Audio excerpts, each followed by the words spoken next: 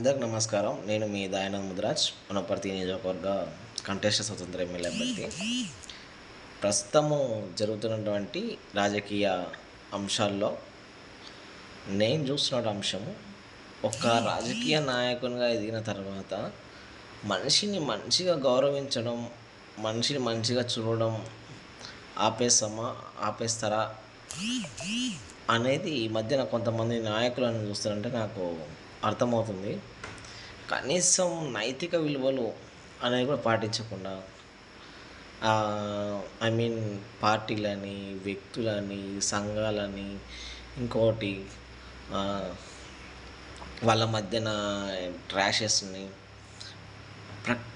పక్క వ్యక్తిని మనిషిలాగా కూడా చూడకుండా తయారవుతారు. ఈరోజు మళ్ళీ వాళ్ళు ఏ విధంగా నాయకులు అవుతారు అన్నది కూడా నాకు కొత్త ఆశ్చర్యం వేస్తుంది. ఎందుకంటే వాళ్ళని వెంట తిప్పుకునే నాయకులు కూడా ఎలా తిప్పుకున్నారని కూడా ఇంకా అంత పెద్దగా ఆశ్చర్యం వేస్తుంది. మళ్ళీ మీ చోట కూడా ఇలాంటి నాయకులు ఉన్నారా?